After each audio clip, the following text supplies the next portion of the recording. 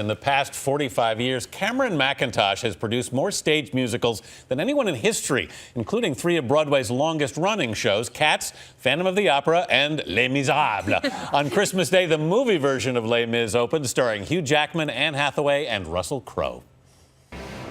5 years for what you did, the rest because you tried to run. Yes, 24601. My name is Jean Valjean. And I'm Javert. Do not forget my name. Do not forget me. 24601.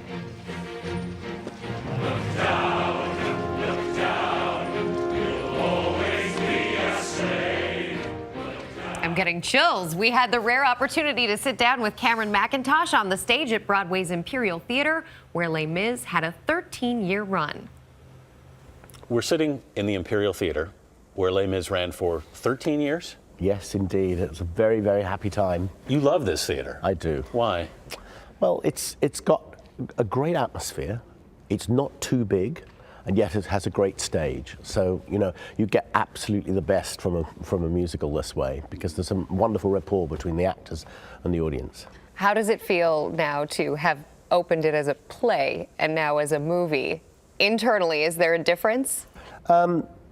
Yes and no. I mean, the thing is, the play, which we reinvented from the French, because originally it was put on as a sort of spectacle in France, and I didn't see that, and I met Alain Boublil and Claude-Michel Schoenberg, whose inspiration it was, and then we decided we turned that into the musical that we all know. And so when Tom Hooper said he wanted to direct the film, he actually set us to work to redo it. So for us, it was going back in time in a way to reinvent it, because we didn't just want to film the musical. We didn't think that would ever work. What we wanted to do was take all our material and remake it as a movie that happened to be a musical. And you chose to do it in the hardest way you possibly could, with all of the actors singing live. It wasn't hard. I mean, it was new, but I instinctively felt it simply couldn't be done any other way. I mean, I have with my concerts the 10th anniversary and the 25th anniversary, which have all been broadcast on PBS and screened live, always done it live. So I had an inkling that it could work. But of course, it was a big gamble for the film studio to actually have this to be done. But what were those conversations like with the film studio? Actually, they weren't too bad, because when I met Tom, because then I didn't really know who Tom was, because the King's Speech hadn't opened at the time that he asked to see me, and he said how passionate he was to record it live. As I felt the same, I thought, well, if the director and the producer both feel that this is the only way to do it, then we stood a very good chance of getting our way artistically. But if you think Les Miserables is sort of constructed like an opera, from the music from beginning to end, how could you possibly record the acting in your voice 3 months before you met your fellow actors or were directed? I just don't think actually it was a practical alternative. Were you convinced you were going to be able to find the actors who were going to be willing to do this? I was pretty sure we could, because one of the things of getting old is that, Andrew Lloyd Webber and I, since the 1980s, have had an extraordinary worldwide success with our musicals, and it's bred a whole hunger of actors wanting to be in musicals. And the truth is, even though I was going to make the film 25 years ago, when it first after it opened in Broadway, thank God it didn't, because we've literally grown the cast of this amazing cast for this movie. I mean, a lot of them simply weren't born when the show opened here. One of the things that's striking in the film is the camera is frequently right up in the face of the actors and actresses.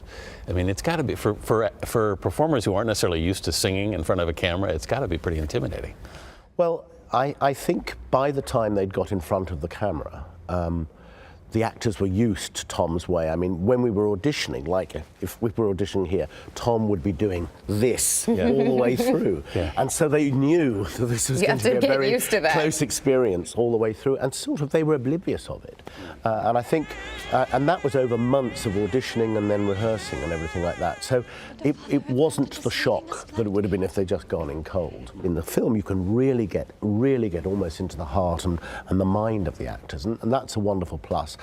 And and the other great advantage of the film is that we only have 28 actors. Amazing actors playing 300 parts on the stage. But in the film, of course, we have everyone that should be in each scene, and they're not in every other scene. And so you're able to put actors in many other scenes, which allows you to tell the story with far more detail. That's why we're added. A lot of people who know the show have said to me, "Oh my God, I really understand now." What do you think it is about the story that has translated to audiences around the world for all of these years? I think it's simply Victor Hugo is a genius. It is probably one of the greatest social novels ever written. He wrote at the time, I didn't just write a French novel for the French, an Italian novel for the Italians, an American novel for the Americans. He wrote about characters that transcend time. They're as contemporary today as they were. And I think because of that, and humanity is the same the world over, every character talks to every nation in every country and in every decade, and it will continually renew itself. You know the theater inside and out, but this was your first real adventure in film. How did you find it? Well, a relief in the end that we pulled it off, but it is both similar, far more similar in some ways than I thought, because in fact it needed to be a collusion between my music team, because it is after all an opera headed by Claude Michel Schoenberg, the wonderful composer, because and they're pulling together a score and an orchestration which matched Tom Hooper's vision, amazing vision of it. I know it's a little bit like asking you if you have a favorite child, but of all of your productions, do you have a favorite? No, I certainly don't have a favorite, but what I suspect is that Les Miserables, of all my children, is probably the one that will probably live the longest, and that is as much to do with the wonderful show that Bublé and Schoenberg and Herbert Kretzer have written, inspired by the brilliant original production by Trevor Nunn and John Caird, which begat it all 27 years ago. But finally, it's because of Victor Hugo. Victor Hugo wrote a story that will never go out of date, and thank God the musical is a wonderful complement to it. What haven't you done that you would love to try your hand at? I'd still like to do some climbing of a few mountains. It's not in the theatre, I can assure you. I'm just so happy that what I love doing is still loved by the public. I can't tell you how extraordinary it is that after decades and decades, Miss Saigon, Cats, Phantom of the Opera, Oliver, My Fair Lady, all these shows, Mary Poppins, are all continuing as if they're brand new shows. It's extraordinary. Is there a secret to that?